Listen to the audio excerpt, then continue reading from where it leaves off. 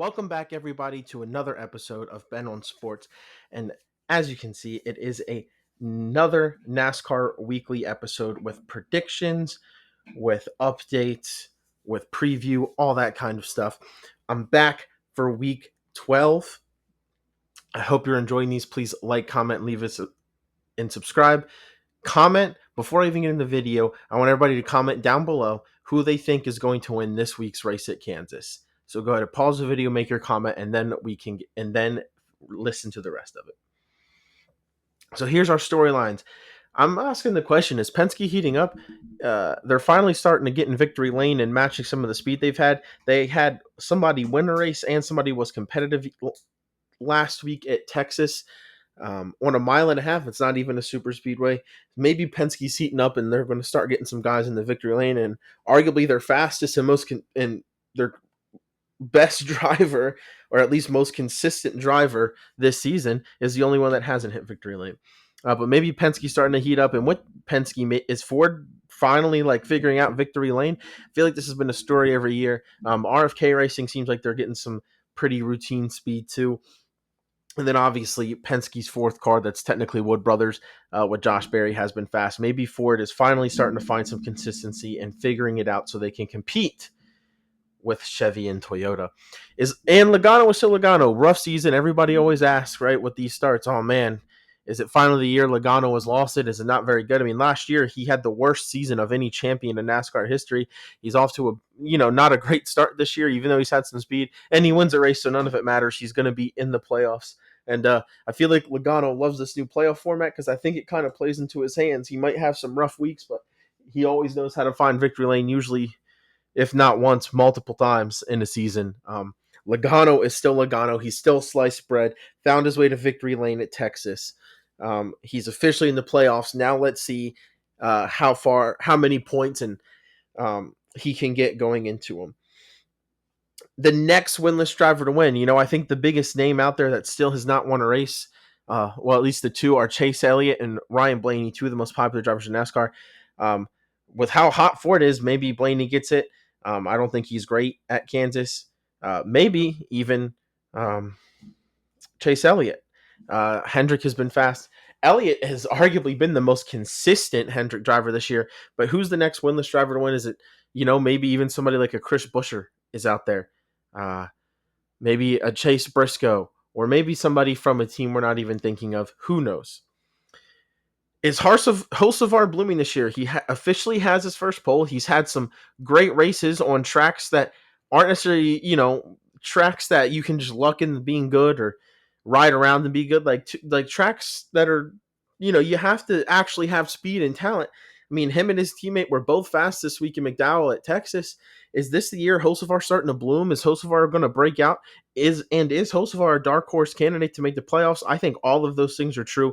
Hocevar, whether people like it or not, seems like he's part of this new age of guys that's coming to the Cup Series. Obviously he's does the streaming, has a great social presence that people love. He's a big personality on pit road. Maybe Hocevar, whether people like it or not, is starting to bloom and starting to break out, and what will at least it seems like it's going to be a great Cup career for him. And now, I've said it the last two episodes, NASCAR Full Speed Season 2 is officially here. Make sure you go to Netflix and watch it. Support the effort. I personally have loved what they've been doing with this series. I hope they keep making them, and the only way for that NASCAR to want to keep doing that is if people keep showing up and watching it. I also think it'll help NASCAR's reach and help NASCAR's fandom. So everybody, make sure you go out and watch Full Speed Season 2 on Netflix. History at Next Gen Kansas. Obviously, Kurt Busch with that memorable win, and the only race he had there, he is not included in these stats because he only raced one race before his unfortunate injury and retirement. But Kurt Busch won the first ever Next Gen race for 23XI. Bubba Wallace, his teammate that year, won clean sweep in 2022 for 23XI Racing. Denny Hamlin, another Toyota, won it 23, May 23. Tyler Reddick, another 23XI Toyota, 4 straight Toyota victories in 2022 and 2023 at Kansas, and then 2 straight Chevy victories. last season, Kyle Larson winning the spring race and Ross Chastain winning the fall race. Most top fives, Denny Hamlin in 6 races has 5 top fives here at Kansas. I think we know who our favorite might be. Kyle Larson has 4, and then there's 4 people tied at 2. Bubba Wallace, William Byron, Christopher Bell, and Ross Chastain. I will say there is a potential that Bubba Wallace and Kyle Larson would have not only a better average finish, but potentially more top 5s and more top 10s. But obviously there is a famous incident that happened not too long ago at Kansas between those 2 drivers where Bubba Wallace right rears Kyle Larson into the wall in the straightaway, ends both of their days, and gets suspended. And both of them were in the top 10 when it happened. They were at the back half, but they both had speed. Who knows? That's obviously one of the more memorable recent moments at Kansas, including that incredible finish last spring where Kyle Busch beat Chris Buescher by, what was it, 2/10 or 200, something incredibly close, literally by an inch, it felt like. So Kansas has produced some pretty memorable moments recently. Be on the lookout for that this Sunday. Best average finish. Well, the guy who has the most top 5s in a race win here probably should have it. Denny Hamlin at 3.7. Kyle Larson at 7.2. Maybe he'd have an average finish in the top 5 if it wasn't for the aforementioned incident. His teammate Alex Bowman tied with him at 7.2. Maybe a dark horse sneaky contender this weekend. Ross Chastain at 8.7 and Ryan Blaney at 10.8. I would like to make a note. Technically, the third, there is somebody that has on the best average finish, the most top 10s, and the most top 5 list. I did not include who has raced the previous 6 races. Martin Truex Jr. was very good at Kansas at the next gen with Toyota.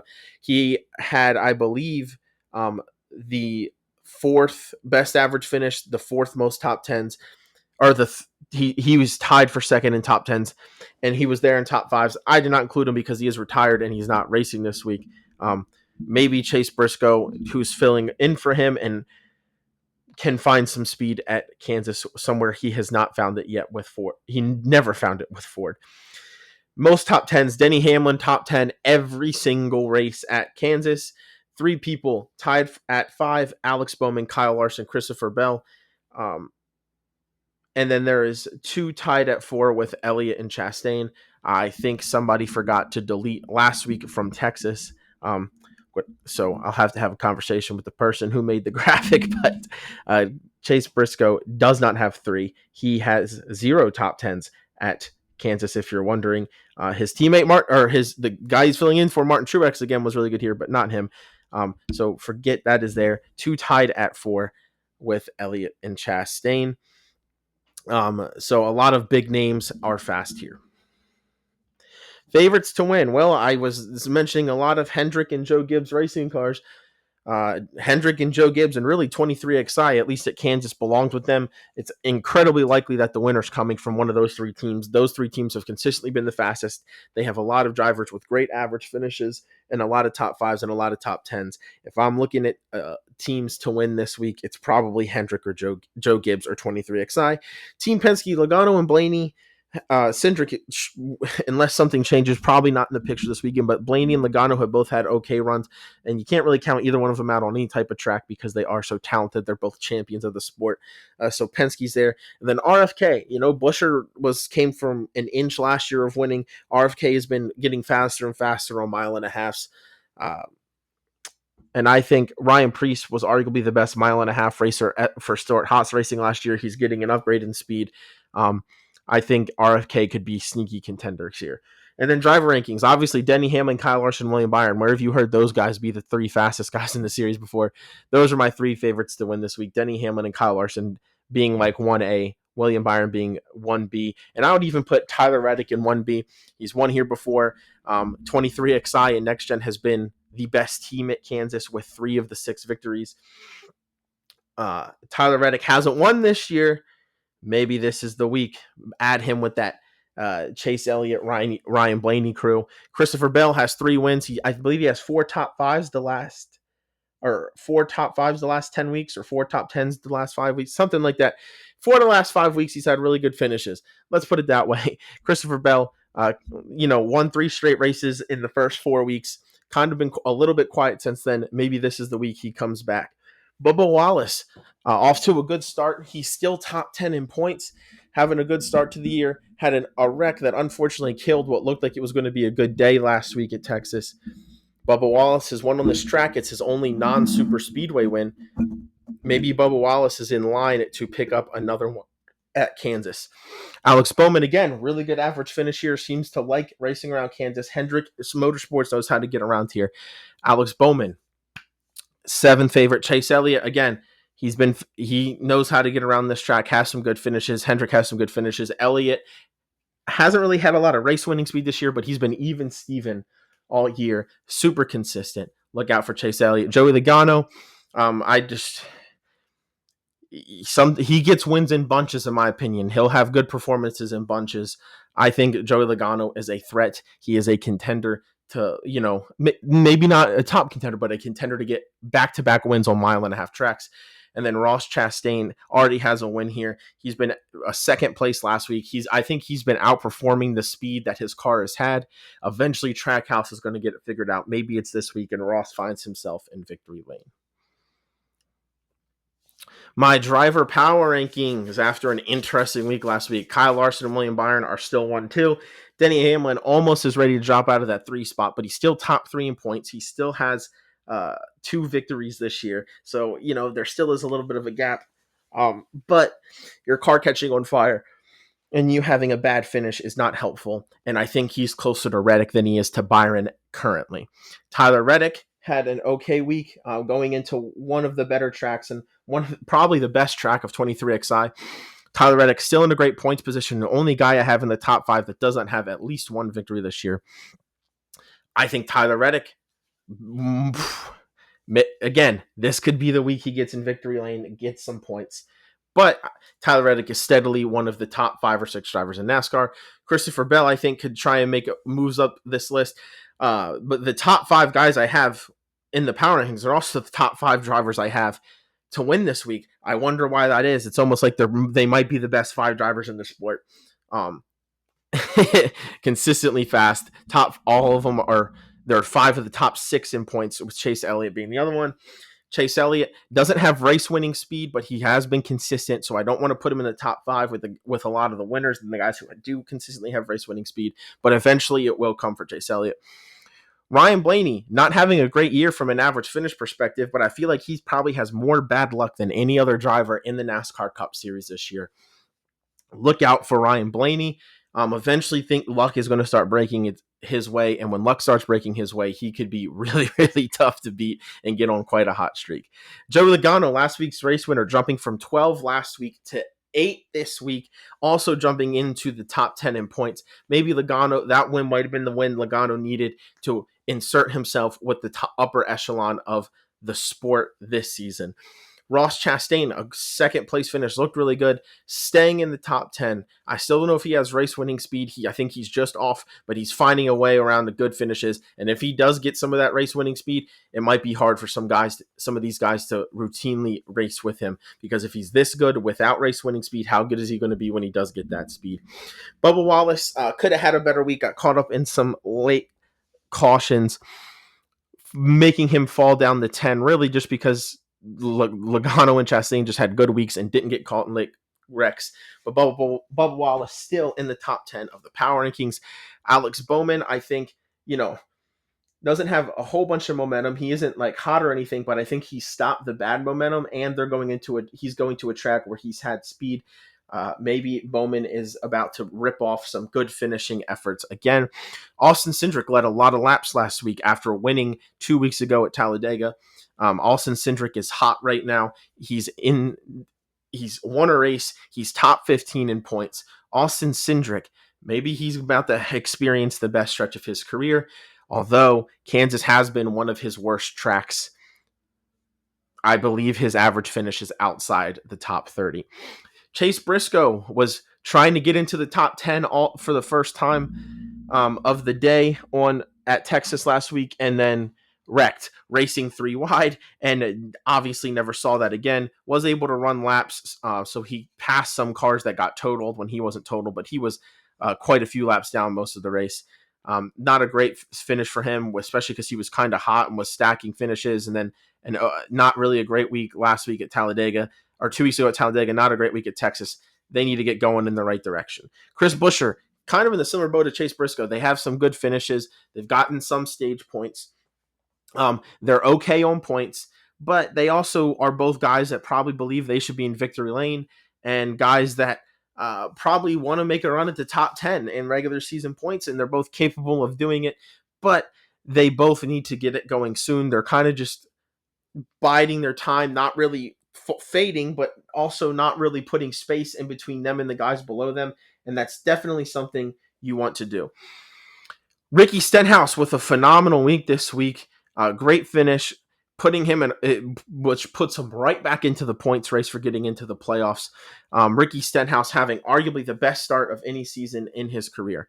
Carson Hocevar got a pole and quite a few points. Hocevar stacking good weeks together now. Hocevar, I was talking about him earlier. He's a threat to make the playoffs, and he might be a threat to win races down the stretch. Kyle Busch starting to drop a little bit. He kind of had some hope there and then still ended up finishing outside the top 10 for the 6th time in 7th races. Is Kyle Busch okay, guys?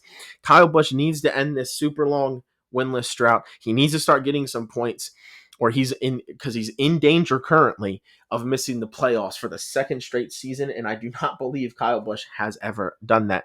Josh Berry looked really fast, led some laps, did have an unfortunate wreck, but he's showing speed. He might be one of the most consistently fast guys on mile and a half, which I don't know if anybody predicted that coming into the year. We're on another mile and a half. Mile and a halves are the most common track in NASCAR, which means if you're going to be fast on something, it might as well be those. Maybe Josh Berry finds his way to victory lane at a mile and a half again. He certainly has speed, certainly getting points. Berry slowly starting to come back up after having a rough month or so. Allmendinger, can't get rid of him. He's firmly in the points picture. I don't know if he can win a race outside of road course, but he's firmly in the point picture. AJ Allmendinger, I don't think a lot of people are talking about him, but he's while he dropped because he didn't have quite a good week as some of the people in front of him, he's still okay on points, and he still has experience on a lot of these tracks that I think people forget about. And then Austin Dillon has put together his best 3 weeks of the season, 3 weeks in a row, right? The last 3 weeks have been his best 3 weeks of the season. Austin Dillon starting to get hot. Not quite race winning speed, but he's getting points and trying to get himself out of the massive point deficit he's been in most of the season. Austin Dillon making his first appearance on my top 20 driver power rankings list. Thank you, everybody, for listening. Please, please, please, please like, comment, and subscribe. Again, comment who you think is going to win this week. Comment your early title contenders. Comment anything you want about what I talk about on my weekly preview episodes. I appreciate you guys taking time to listening. Please come follow me over on X. I'm doing a lot of stuff on the NBA and the NHL playoffs right now. It's a good time. Also, don't be afraid to comment something else you want to listen to. Maybe I don't know if I'm going to do another NHL or NBA episode until after the season is over. So let me know, right? Because going into the summer months, it's kind of just NASCAR and baseball. I don't feel like I know enough about soccer to talk about it. So let me know something like ideas or stuff that you guys have heard me talk about, or maybe haven't heard me talk about that you want to hear more. Really, anything you want to hear me talk about, put it in the comments, and I look over all your comments. I try to respond to them, and I will take that into consideration as I'm planning out the next month or so of episodes. Thank you for listening. Thank you for taking time out of your days, your weeks, your lives. Please stay safe out there. Have a good sports watching weekend. As always, find a way to get to a TV during this Mother's Day. Some great playoff hockey and some great NBA games going on. Please take care of yourselves and everybody you care about. Thank you for listening once again. Peace out.